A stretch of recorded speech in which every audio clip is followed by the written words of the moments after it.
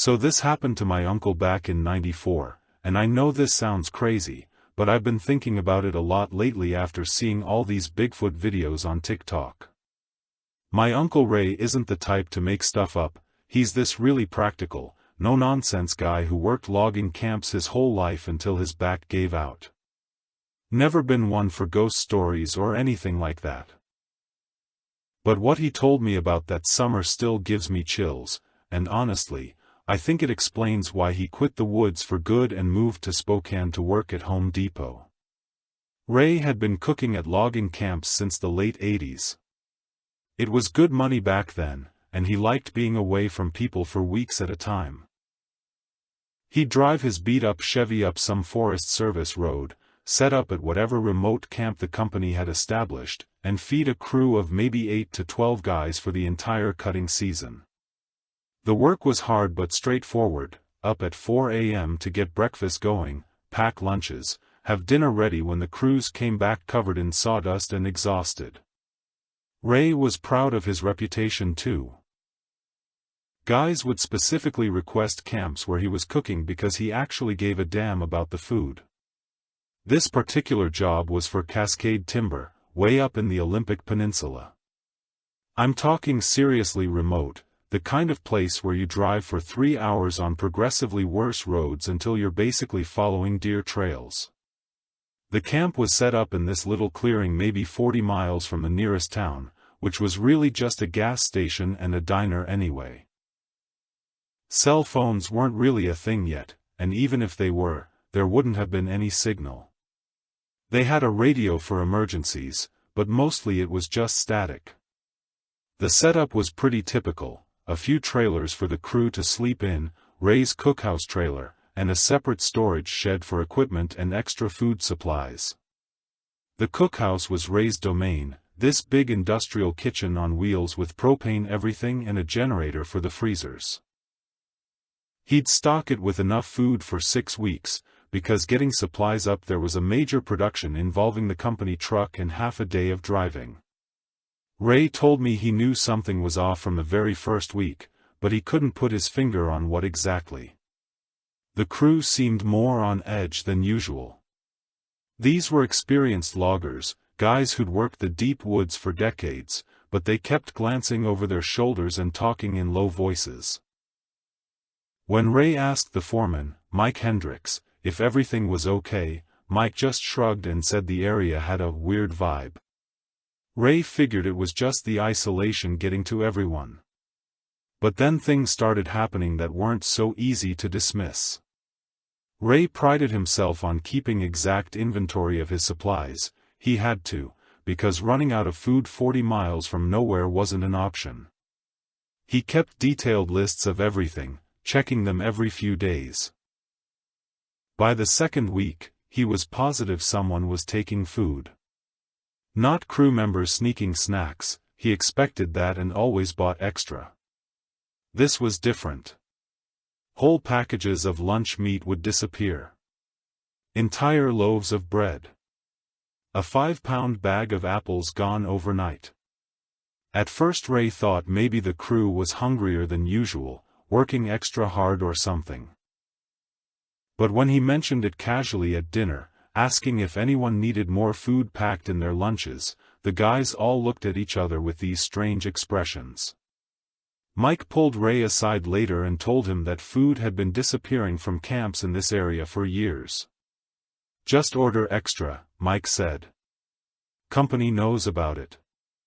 They factor it into the budget. That should have been Ray's first red flag. What kind of company budgets for mysterious food theft? But the money was good, and Ray had always been the type to mind his own business. He put in an order for additional supplies and tried not to think about it. The smell started around the 3rd week. Ray noticed it first in the early morning when he'd step outside the cookhouse to dump coffee grounds. It was this musky, animal smell, but wrong somehow. Not like deer or bears, Ray had smelled plenty of both. This was heavier, more pungent, with an almost human undertone that made his stomach turn. It seemed to cling to certain areas around the camp, especially near the storage shed and around the back of his trailer. Ray mentioned the smell to a couple of the crew members, and they just nodded grimly. One guy, Tom, finally told him they'd been smelling it on and off since they arrived. "It's worse some days than others," Tom said. "Seems to follow the food disappearances." That's when Ray started paying closer attention to exactly when food went missing. It wasn't random, it happened every few days, always overnight, and always from the storage shed, not the cookhouse itself. Ray kept the cookhouse locked, but the storage shed just had a basic latch. He started checking it every morning, and sure enough, every 3 or 4 days he'd find evidence that someone had been inside. Not just missing food, but everything slightly disturbed, like someone had been rummaging around in the dark. The really unsettling part was how careful they were being. No damage to the latch, no scattered garbage, no obvious signs of break-in.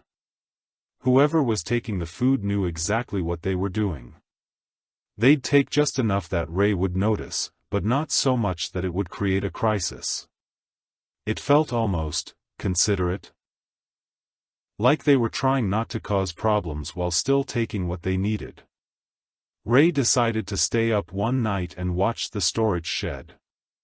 He made himself a thermos of coffee, grabbed a flashlight, and positioned himself at the cookhouse window where he could see the shed clearly. He figured he'd catch some crew member sneaking snacks, have a quiet word with them, and that would be the end of it.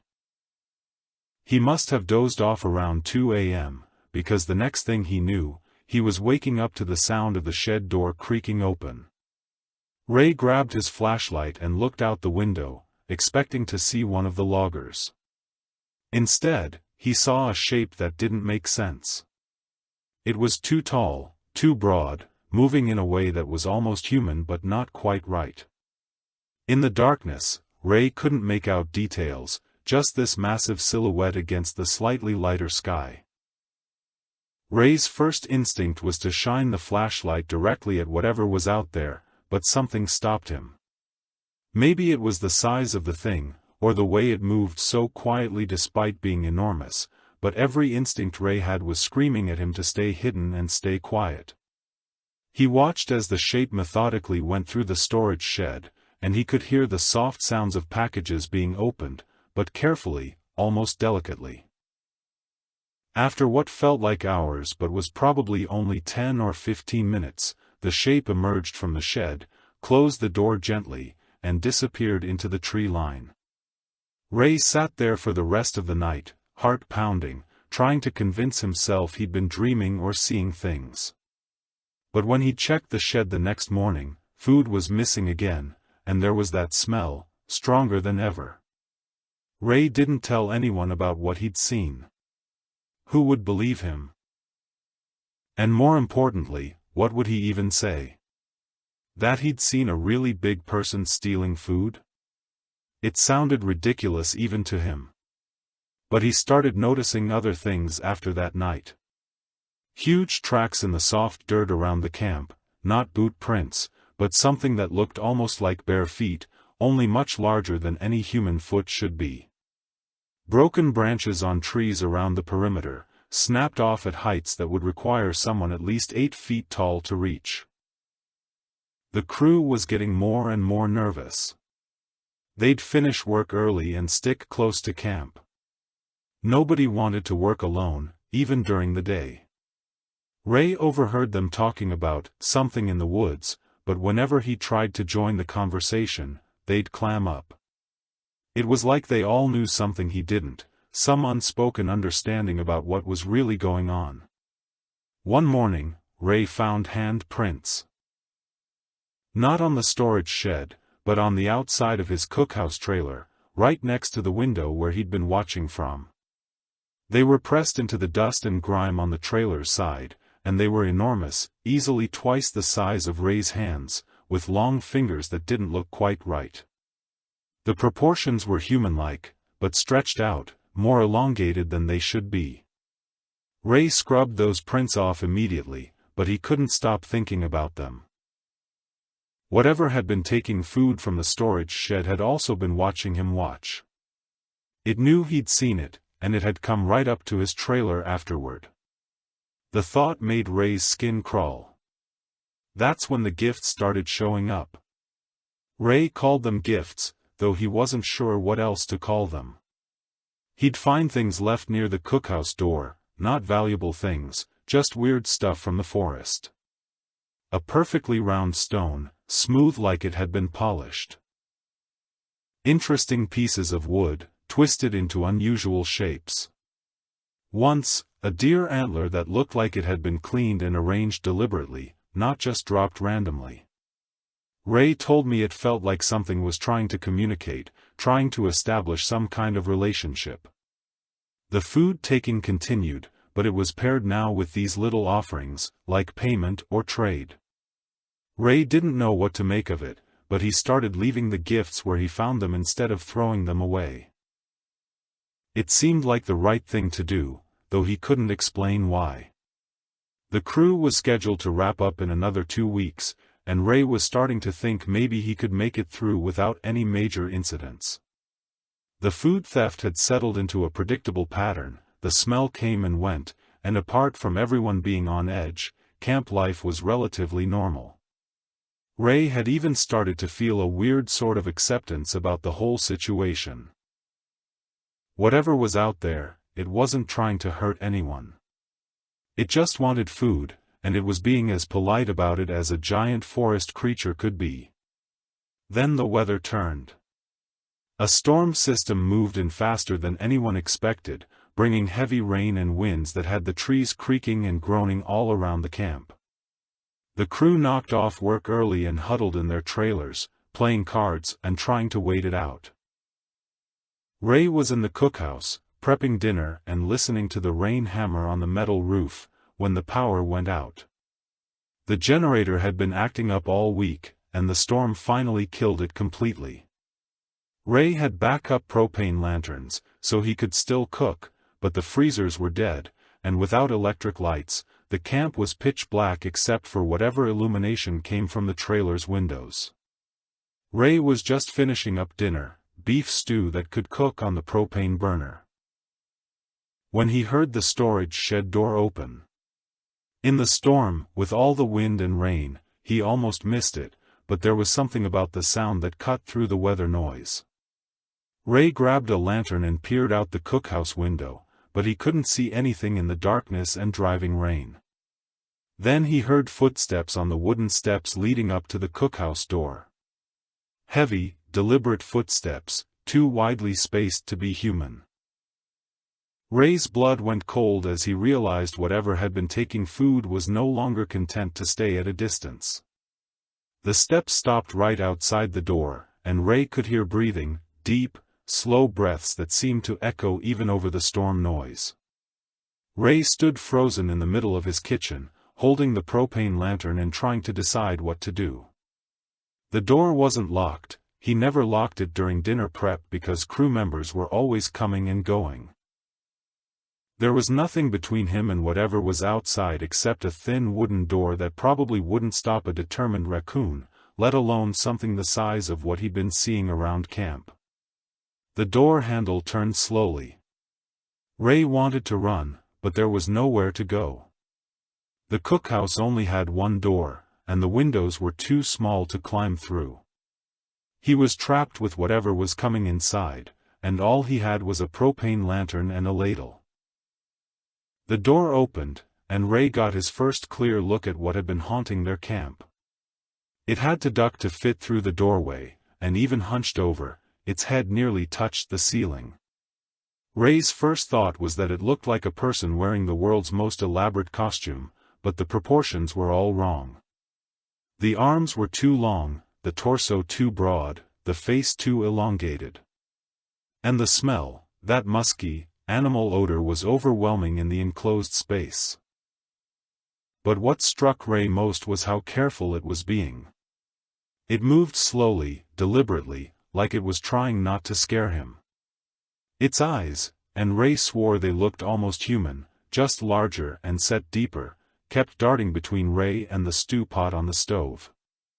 It was hungry, Ray realized. It had smelled dinner cooking and decided it was tired of waiting for scraps from the storage shed.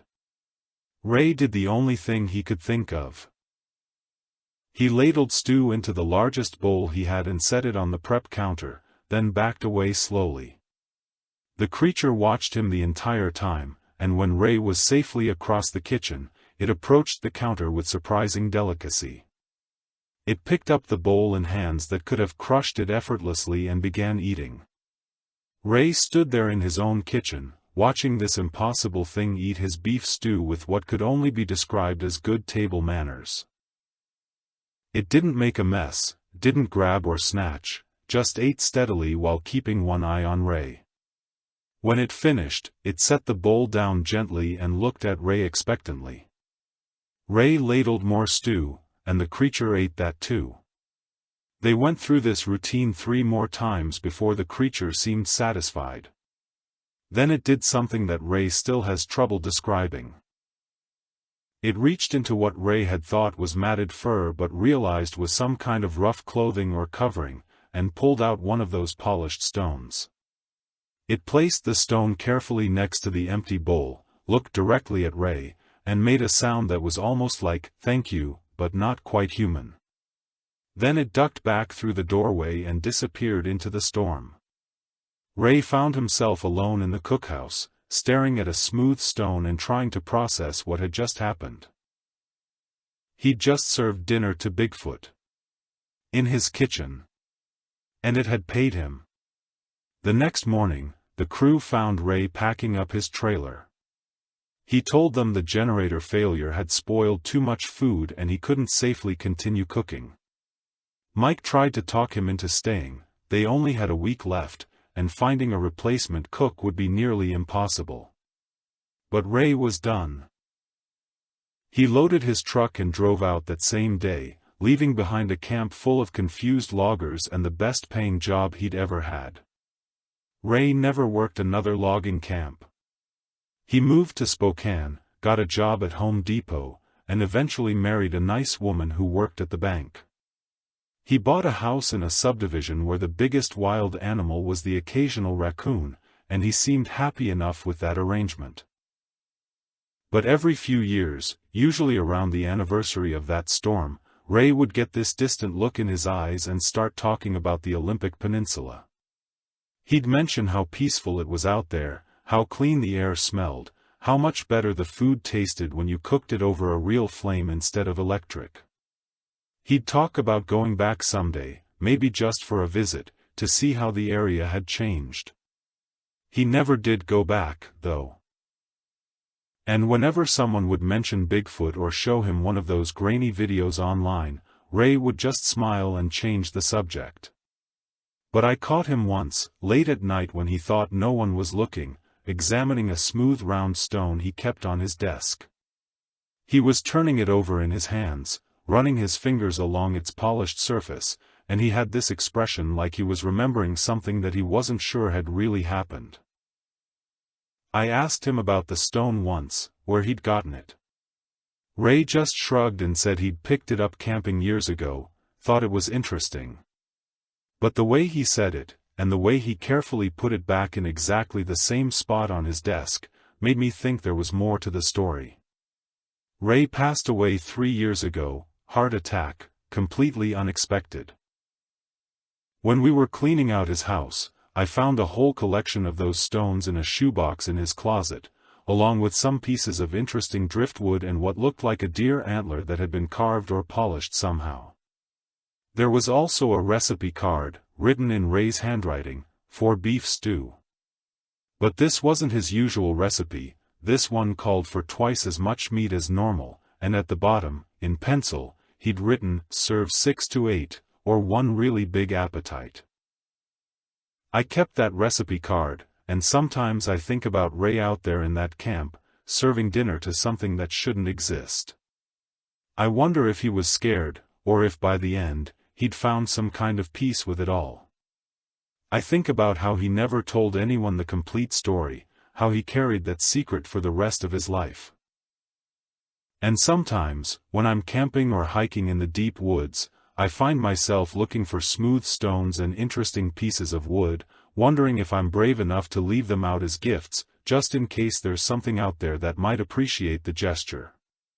I haven't found the courage yet, but I keep looking. I mean, it's probably all nonsense, right? Ray was getting older, he was isolated, storms can make you see things that aren't there. But that recipe card is real, and those stones were real, and Ray was the most practical, down-to-earth person I ever knew.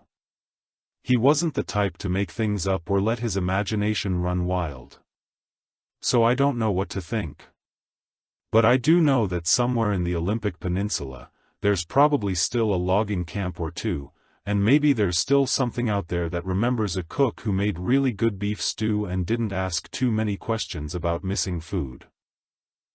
And maybe, if you're respectful enough and patient enough, you might find yourself sharing a meal with something that's supposed to be just a story people tell on the internet. But honestly, I'm not sure I'd want to find out.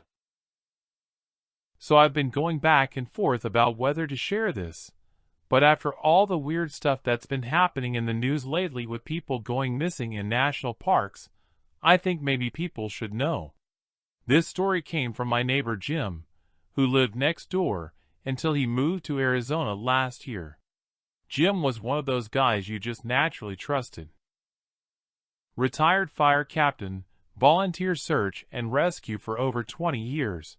The kind of person who'd shovel your driveway without being asked and never make a big deal about it. Jim had this way of telling stories where he'd start with all the boring technical details, like he was filing an official report, and then gradually you'd realize he was describing something that didn't make any sense. This particular story happened in 2003, but he didn't tell me about it until 2019, and only then because he'd had a few beers and I'd asked him about the weirdest rescue he'd ever been on. The call came in on a Saturday morning in late September. A day hiker named Kevin Morrison, 34 years old, hadn't returned from what was supposed to be a simple day trip in the Cascade Mountains. Kevin had told his girlfriend he was planning to hike the Deception Pass Trail, a moderate 6-mile loop that most experienced hikers could do in 4 or 5 hours. He'd left Friday morning with enough supplies for the day, planning to be back by dinner. When he didn't show up by midnight, his girlfriend called the authorities. Jim got the call around 6 a.m. Saturday. The local sheriff's department was coordinating with the National Forest Service, and they needed experienced volunteers to help with the search. Jim had done dozens of these calls over the years. Mostly they found people within a few hours, usually embarrassed and dehydrated but otherwise fine. Sometimes they'd taken a wrong turn, sometimes they'd twisted an ankle and had to move slower than expected. Occasionally you'd find someone who'd had a medical emergency or a serious accident, but even those usually ended okay if you got to them quickly enough. Jim drove up to the trailhead around 8 a.m. and met with the other volunteers and the incident commander, a Forest Service ranger named Martinez. The initial plan was straightforward. They'd broken the search area into grid sections, with teams of 2 or 3 people covering each section systematically. Jim was paired with another veteran SAR volunteer, a guy named Dave Chen who'd been doing this almost as long as Jim had. The weather was perfect. Clear skies, comfortable temperature, no wind. Visibility was excellent, and the trail conditions were ideal. If Kevin was out there and conscious, he should have been able to signal for help or make his way back on his own. The fact that he hadn't was the first sign that something was wrong. Jim and Dave took the section that included the most likely area where Kevin might have gone off trail. There were a few scenic overlooks and some interesting rock formations that sometimes attracted hikers to wander away from the main path. They started at first light, calling Kevin's name every few minutes and watching for any signs of passage, broken branches, footprints, disturbed vegetation, anything that might indicate where he'd gone. About 2 hours into the search, they found Kevin's day pack. It was sitting upright against a tree, maybe 50 yards off the main trail. Not thrown or dropped, but placed deliberately, like someone had carefully set it down and walked away. Jim said that was the first thing that struck him as odd in all his years of SAR work. He'd never found abandoned gear that looked so intentionally positioned. When people were lost or injured, they didn't usually stop to carefully arrange their belongings. Jim and Dave called it in and waited for the incident commander to arrive before they opened the pack. Standard procedure. You don't contaminate potential evidence. When Martinez got there with a couple other team leaders, they went through the pack methodically. Everything you'd expect was their water bottles, energy bars, first aid kit, rain jacket, flashlight, map and compass. Nothing missing, nothing that suggested an emergency. Kevin's wallet was there, his car keys, even his cell phone, though there was no signal in that area anyway. But here's the thing that bothered Jim: the pack was clean.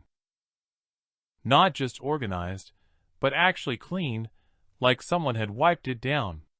No dirt, no scratches, nowhere marks that you'd expect from a pack that had been carried through the woods. And it didn't smell right either. It should have smelled like sweat and trail dust, and maybe a little bit like the energy bars inside. Instead, it had this faint musky odor that Jim couldn't identify. Martinez expanded the search area around where they'd found the pack, and that's when they started finding the tracks. They weren't Kevin's tracks. Jim had gotten a description of his boots from the girlfriend, and these prints were completely different. Bigger, for one thing, and the tread pattern was all wrong. But the weird part was how they seemed to appear and disappear randomly. You'd find a clear print in soft dirt, then nothing for 20 or 30 yards, then another print that seemed to come out of nowhere. Like whatever made them was sometimes walking on the ground and sometimes not. Dave found the first clear print near a small creek, where the ground was muddy enough to hold a good impression. It was huge, maybe a size 15 or 16 boot, if it was a boot at all. The shape was roughly human, but elongated, and there were what looked like toe impressions that seemed too long and too widely spaced. Jim took photos and measurements, following protocol, but he said even then, he was getting a weird feeling about the whole situation. The tracks seemed to follow a path roughly parallel to the main trail, but staying in the deeper woods where the terrain was more difficult. Whoever or whatever had made them was moving through areas that would be challenging even for an experienced hiker, doing it apparently without any difficulty, and doing it while carrying something heavy enough to make deep impressions in the soft ground. Jim said they followed the tracks for about a mile, with the trail getting increasingly strange. Sometimes they'd find broken branches 8 or 9 feet off the ground, snapped cleanly like something tall had pushed through without bothering to duck. Other times they'd find areas where the underbrush had been flattened in a pattern too large and too uniform to be from any normal animal. And then there was the smell. Jim described it as a mix of wet dog, rotting vegetation, and something else, something almost human, but not quite right. It would come and go on the breeze, stronger in some areas than others, always seeming to be associated with the tracks and the disturbed vegetation. Dave noticed it too, and both of them found it unsettling in a way they couldn't explain. Jim had smelled plenty of dead animals in the woods over the years, and this wasn't that. It was something alive, something that was moving through the area recently and regularly. Around noon, they found the first piece of Kevin's clothing. It was his hiking shirt, a blue synthetic material that wicks moisture. Like the backpack, it was placed deliberately, not torn or scattered, but folded and left on a fallen log where it would be easily visible. The shirt was clean and undamaged, no blood or tears, but it had that same musky smell that seemed to follow the tracks. Jim radioed in the find, and Martinez made the decision to call in additional resources. This was no longer a simple lost hiker situation. The evidence suggested possible foul play, or at minimum, something unusual enough to warrant a more serious response. They brought in a K-9 unit and additional personnel, including a couple of law enforcement officers. The dogs were interesting. Jim had worked with search dogs before, and they were usually eager and focused, following scent trails with obvious enthusiasm. These dogs seemed nervous and reluctant. They'd follow the trail for a while, then suddenly stop and whine, looking up at their handlers like they wanted to go back. The handlers said they'd never seen their dogs act that way. They were trained to follow human scent regardless of conditions, but something about this particular trail was making them uneasy. One of the dogs, a German shepherd named Rex, actually refused to continue at one point. Just sat down and wouldn't move forward, no matter how much his handler encouraged him. Jim said the dog was staring into the trees ahead of him, hackles raised, making a low growling sound that didn't seem directed at anything they could see. That's when Martinez made the decision to pull back and reassess. Something about the situation wasn't right, and he didn't want to put more people at risk until they understood what they were dealing with. They marked their position and planned to return the next morning with more resources and better equipment. But Jim couldn't let it go. He'd been doing SAR for 15 years at that point, and the idea of leaving someone out there overnight when they might be injured or in danger went against every instinct he had. After the official search was called off for the day, Jim decided to do a little unofficial reconnaissance on his own. He didn't tell Martinez or Dave about his plan. He knew they'd try to stop him, and probably for good reason. But Jim felt like they were missing something important, and he thought maybe a smaller group moving more quietly might be able to figure out what was really going on. Jim went back to the area where they'd found Kevin's shirt, but this time, instead of following the obvious tracks, he tried to think like someone who was being pursued or hunted. If Kevin was alive and hiding, where would he go? If something was chasing him, how would he try to evade it? That's when Jim started to understand the pattern. The tracks they'd been following weren't random, they were methodical, like something was conducting its own search. The broken branches, the flattened areas, the positioned clothing, it all suggested something was systematically working through the area, not just passing through. And the way the scent trail would appear and disappear suggested that whatever was making the tracks was able to move above ground level when it wanted to. Jim followed a hunch and started looking for caves or overhangs, places where someone could hide from something that was tracking them from above. About a quarter mile from where they'd found the shirt, he discovered a small cave entrance hidden behind a curtain of hanging moss and fallen branches. It would be almost impossible to spot unless you were specifically looking for it. Jim called Kevin's name softly, and he heard something that made his heart jump. A weak response from inside the cave. Kevin was alive, but he was in bad shape. He'd been hiding in the cave for almost 2 days, surviving on water that seeped through the rock walls and afraid to come out. He was dehydrated, exhausted, and clearly traumatized, but physically uninjured. When Jim asked him what had happened, Kevin's story was almost impossible to believe. Kevin said he'd been hiking normally on Friday morning when he started to feel like he was being watched. At first, he dismissed it as just being alone in the woods, but the feeling got stronger as the day went on. Then he started hearing sounds, branches breaking, heavy footsteps that seemed to be pacing him from deeper in the forest. Around midday Friday, Kevin had stopped for lunch at one of the scenic overlooks. While he was eating, he heard something large moving through the trees below him. When he looked down, he saw something that he insisted wasn't human, wasn't bear, wasn't anything he could identify. It was huge, covered in dark hair or fur, and it was looking right up at him. Kevin said the thing watched him for several minutes, then disappeared into the trees. Kevin packed up immediately and started hiking back toward the trailhead, but he quickly realized he was being followed. Every time he stopped, he could hear movement in the forest around him. Every time he looked back, he thought he could see something large moving between the trees, always staying just out of clear sight. Then Kevin made a mistake. He left the main trail, thinking he could take a shortcut back to his car. That's when whatever was following him became more aggressive. Kevin said it started hurting him, blocking certain paths and forcing him to go in a specific direction. When he tried to go one way, he'd hear crashing sounds ahead that would make him turn around. When he tried another route, same thing.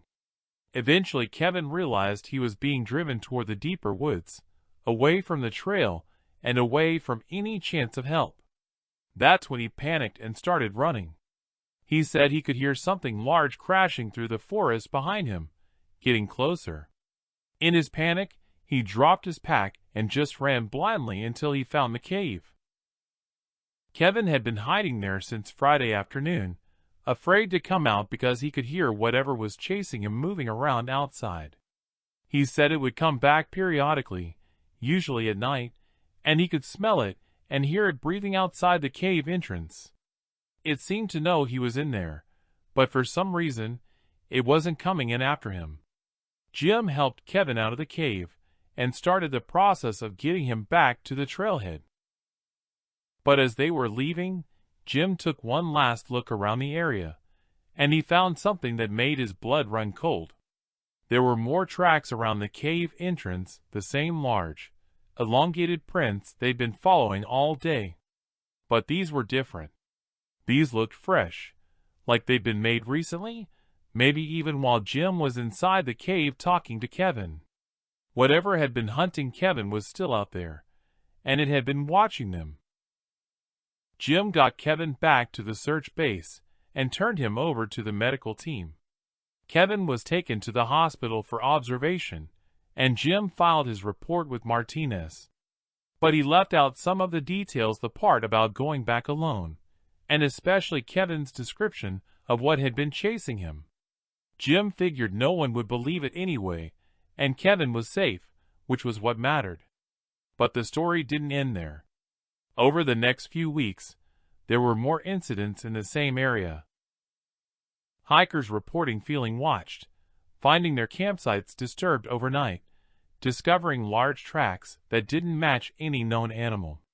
The Forest Service quietly discouraged people from hiking alone in that section of the Cascades, and several trails were temporarily closed for habitat restoration.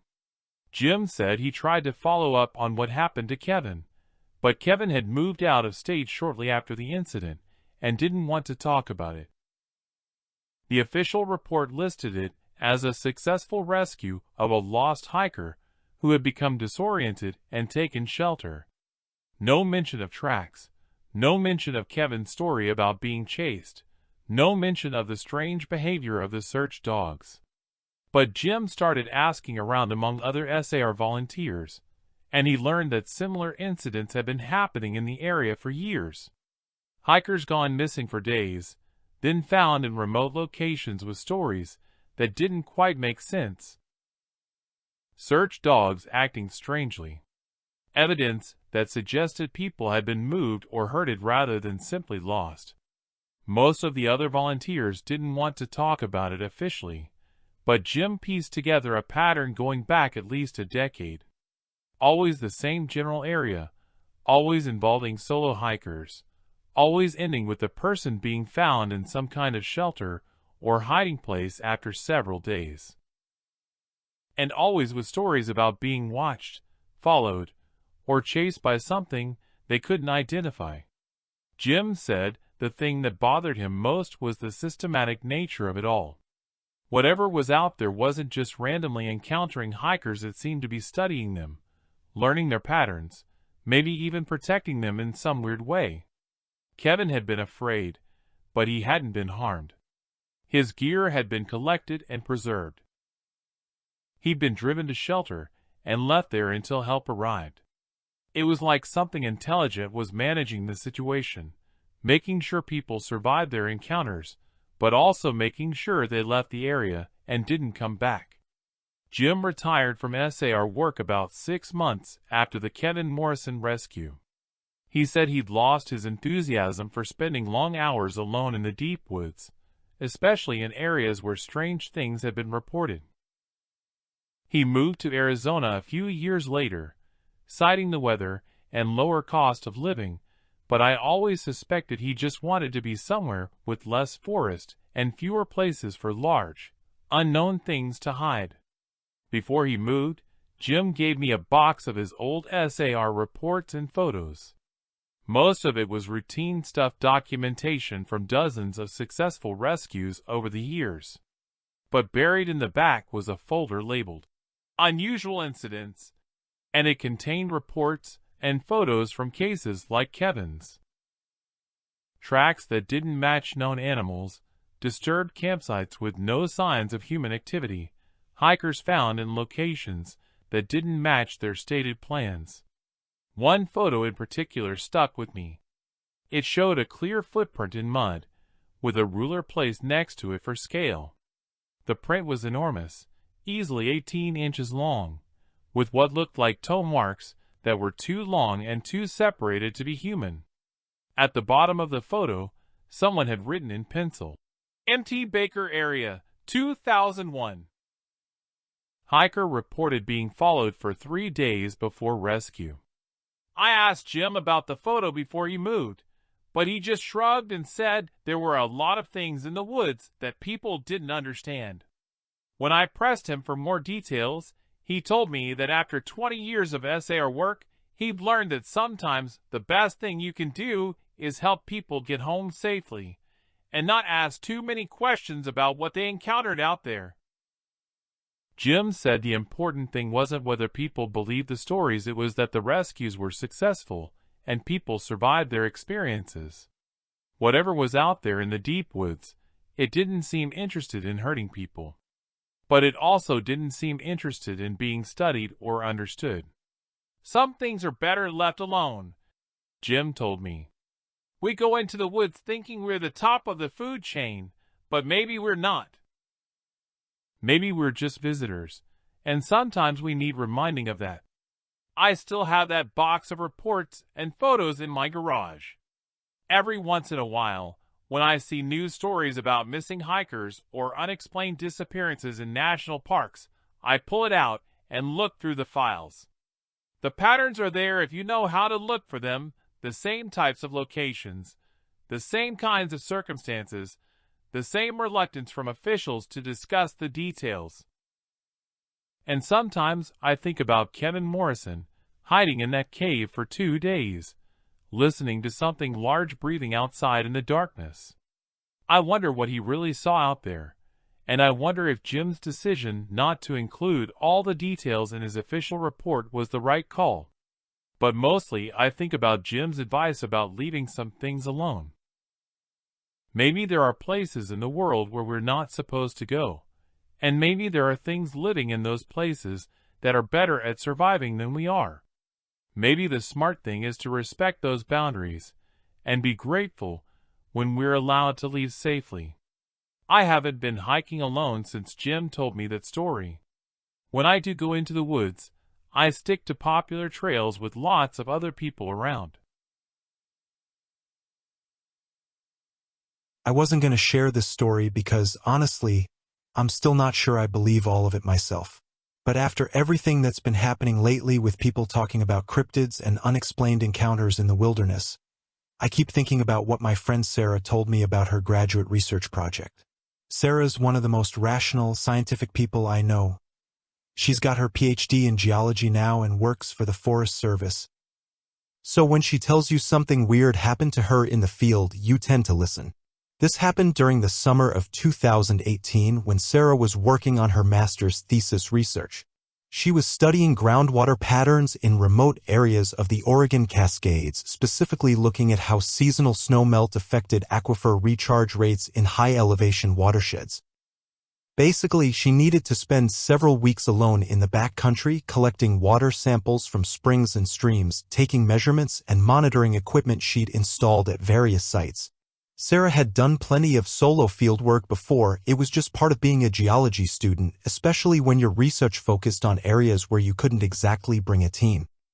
She was comfortable camping alone, had all the right equipment and safety protocols, and knew how to handle herself in the wilderness. Her advisor had approved the research plan, she had all the necessary permits, and she'd filed detailed itineraries with both the university and the Forest Service. The study area was about 40 miles northeast of Bend, in a section of the Deschutes National Forest that didn't see much traffic. There were no established campgrounds or popular trails in the immediate area, just old logging roads and the occasional hunter or mushroom forager. Sarah's research sites were scattered across about 15 square miles of mountainous terrain connected by game trails and her own GPS waypoints. Sarah told me she'd planned the project meticulously. She had base camp set up near her truck with a secure bear-proof food cache and all her main equipment. From there, she'd hike out each day to different monitoring sites, collecting samples and downloading data from the sensors she'd installed earlier that spring.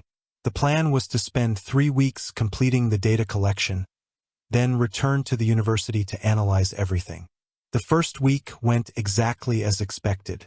Sarah established her routine up before dawn, hike to the assigned sites, collect samples, check equipment, hike back to base camp before dark. The weather was perfect, her equipment was working properly, and she was getting excellent data. She was actually ahead of schedule and starting to think she might be able to wrap up the fieldwork early. But during the second week, things started to feel different. The first sign something was off was her equipment.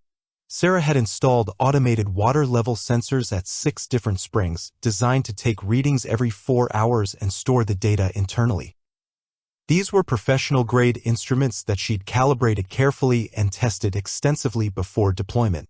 They were supposed to be completely reliable. But when Sarah checked the sensors on Monday of her second week, she found that 2 of them had been moved. Not damaged or broken, just carefully relocated about 10 feet from where she'd originally placed them. The sensors were still functioning normally, still taking readings, but they were in slightly different positions that didn't make sense for her research.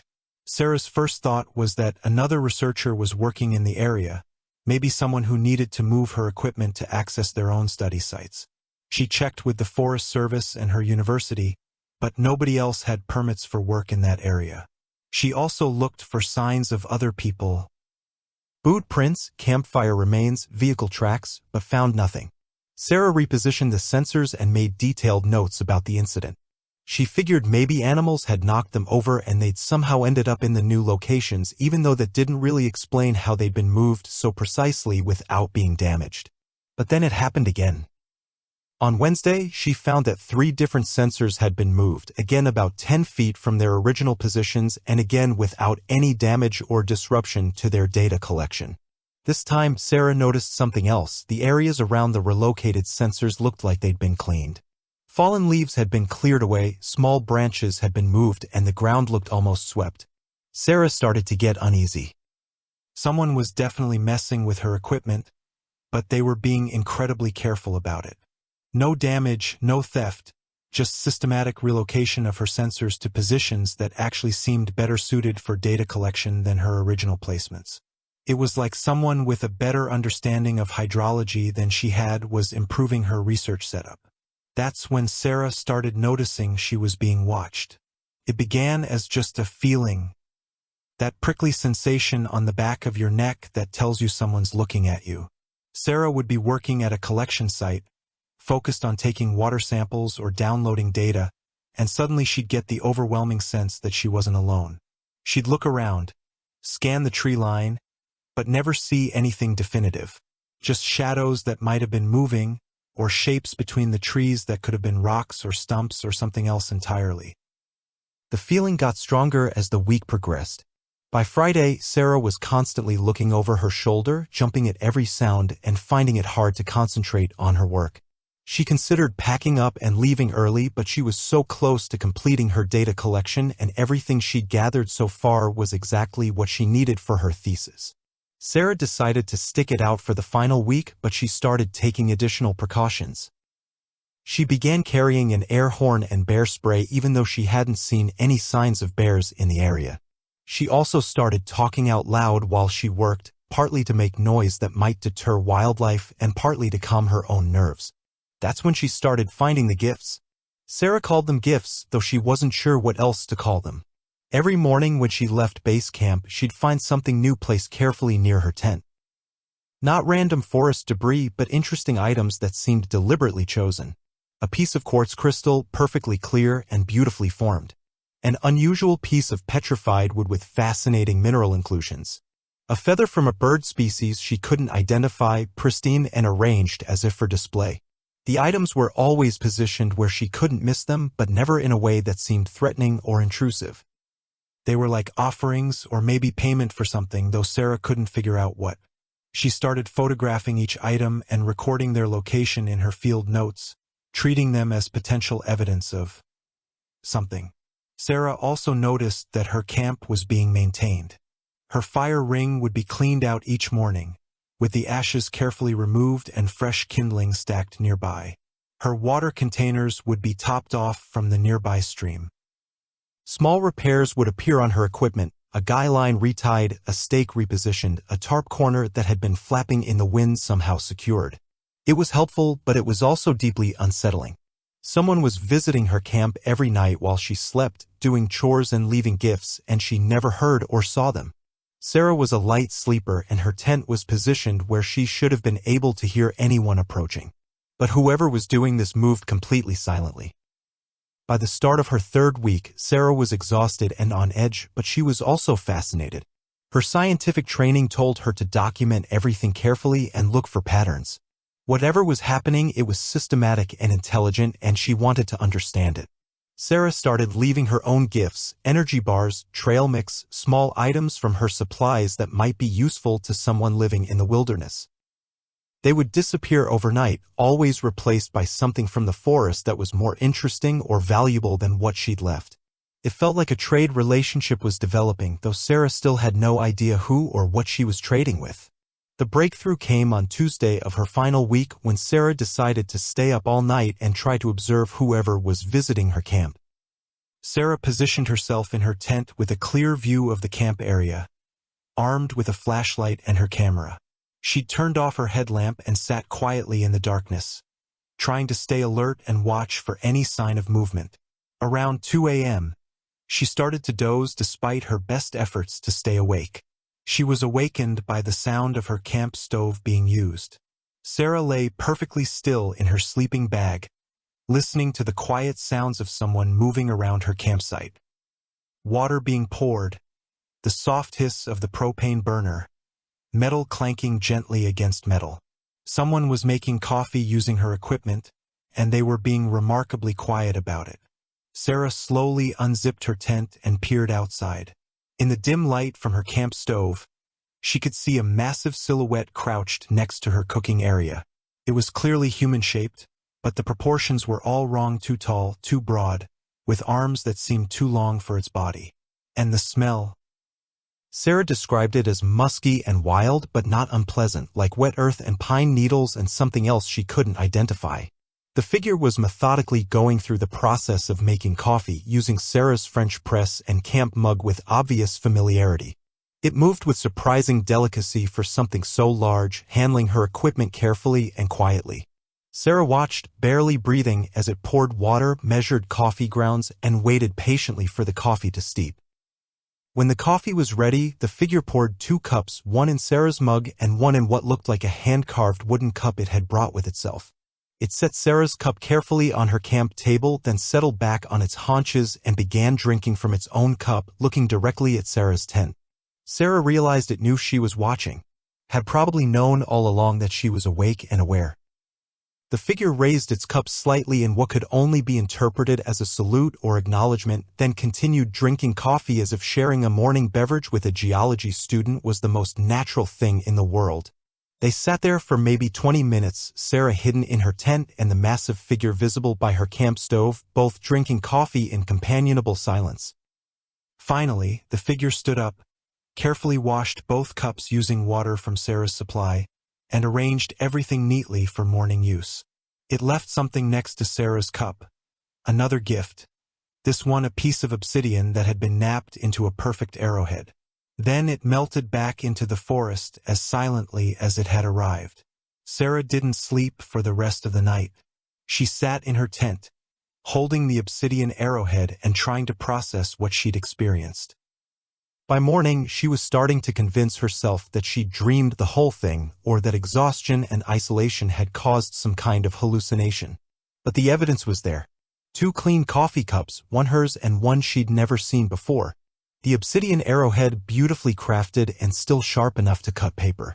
And her camp was once again tidied and maintained with fresh kindling stacked by the fire ring and her water containers topped off.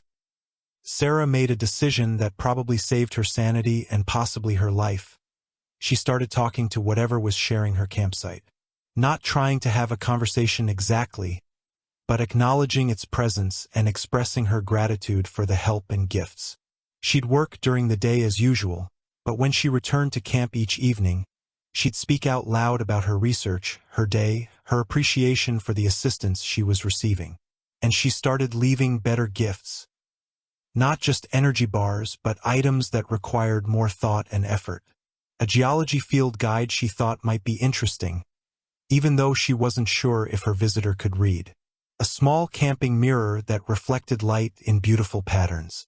A harmonica that she demonstrated how to play, leaving it where it might be found and experimented with. The relationship deepened over her final few days in the field. Sarah would wake each morning to find her equipment organized and her camp maintained. Her visitor began leaving increasingly sophisticated gifts, carved wooden items that showed real artistry, crystals and minerals that were perfectly chosen for a geologist's collection, and once, incredibly, a detailed map drawn on birch bark that showed water sources in the area that Sarah hadn't discovered on her own. Sarah used that map to locate 3 additional springs that provided excellent data for her research. The water chemistry at those sites ended up being crucial for her thesis conclusions. In a very real sense, her mysterious benefactor had contributed significantly to her academic work.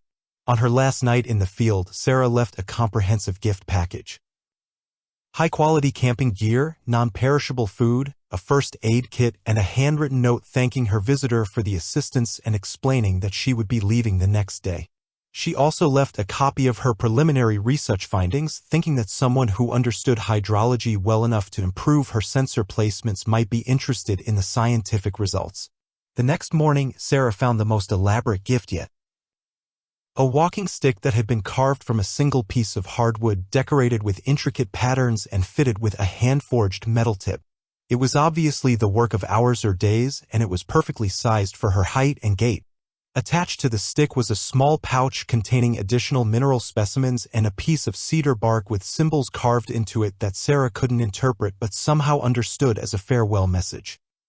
Sarah packed up her camp and hiked back to her truck, carrying the walking stick and trying to figure out how she was going to explain the last 3 weeks to her advisor and the Forest Service. She had excellent research data, more than she'd hoped to collect, but she also had a story that sounded completely insane and evidence that raised more questions than it answered. Sarah decided to focus on the science. Her thesis research was groundbreaking, revealing new patterns in seasonal groundwater recharge that had implications for forest management and climate change adaptation. She published several papers based on the work and was recruited by the Forest Service immediately after graduation. But Sarah kept the gifts and the walking stick, and she kept detailed personal notes about her experiences that were separate from her official research documentation. She never mentioned the mysterious assistance in her academic work, but she also never forgot it. Sarah still works in the Oregon Cascades, doing hydrological research for the Forest Service. She's become something of an expert on groundwater systems in remote wilderness areas, and she's known for her ability to locate water sources that other researchers miss. When asked about her methods, Sarah just says she's learned to pay attention to signs that other people overlook. But sometimes, when Sarah is working alone in remote areas, she'll find her equipment improved or her campsite maintained. She'll discover mineral specimens left where she's sure to find them, or receive help locating water sources through maps drawn on natural materials. Sarah doesn't talk about these experiences professionally, but she's learned to accept them as part of working in the deep wilderness.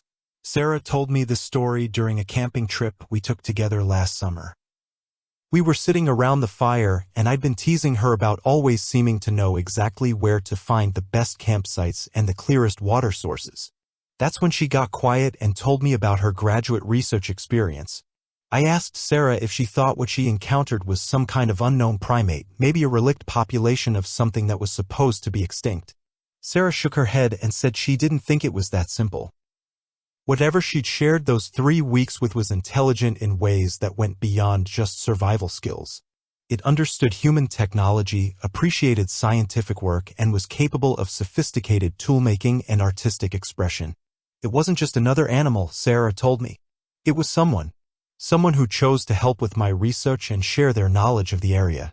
Someone who appreciated good coffee and wanted to contribute to scientific understanding. Sarah said the experience had changed how she thought about wilderness areas and what might be living in places where humans rarely venture.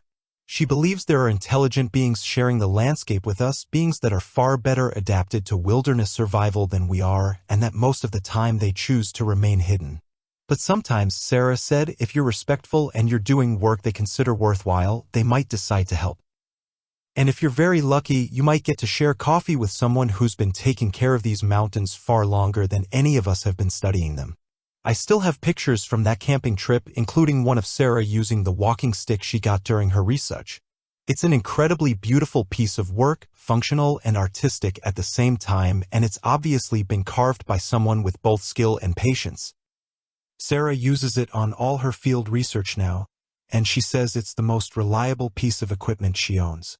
Sarah also showed me some of the mineral specimens she received as gifts.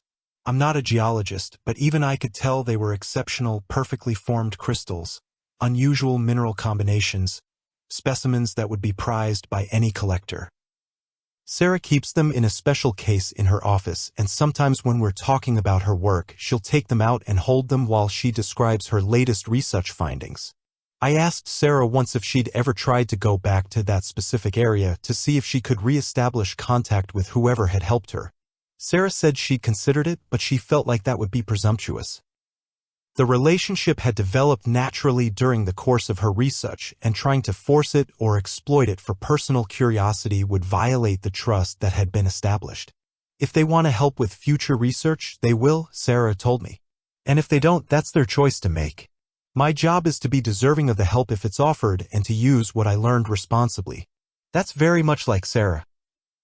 Even when she's describing something that sounds impossible, she approaches it with the same ethical framework she brings to all her scientific work. Respect for the environment, acknowledgement of her limitations, and gratitude for whatever assistance she receives. I think that's probably why Sarah was chosen for that kind of encounter in the first place. She was doing work that mattered. She was respectful of the landscape and its inhabitants, and she was open to learning from sources that weren't in any textbook. And when she was offered help, she accepted it gracefully and used it well. Sometimes I wonder what would happen if more scientists approached wilderness research the way Sarah did, with humility and openness to the possibility that there are things living in remote areas that we don't understand yet. Maybe we'd make different discoveries, develop different relationships with the places we study. But mostly I just think about Sarah sitting by her camp stove at 2 a.m., sharing coffee with someone who chose to trust her with their knowledge and their presence. It seems like the kind of moment that changes how you see the world, and maybe how the world sees you too. Sarah still does fieldwork in remote areas, and she still occasionally receives mysterious assistance. She doesn't talk about it much, but sometimes she'll mention finding her equipment improved or discovering new research sites through information that appeared in ways she can't easily explain. I think Sarah has learned to see it as just another aspect of working in places where the boundaries between human and natural worlds are more fluid than most people realize. And honestly, knowing Sarah's story has changed how I think about wilderness areas too. When I'm hiking or camping in remote places, I find myself being more respectful, more aware, more grateful for the experience of being allowed into spaces that don't really belong to humans. I pay attention to signs I might have ignored before, and I try to leave places better than I found them. Because you never know who might be watching, or who might decide that your work is worth supporting, or who might be willing to share their coffee and their knowledge if you approach the wilderness with the right kind of respect and curiosity.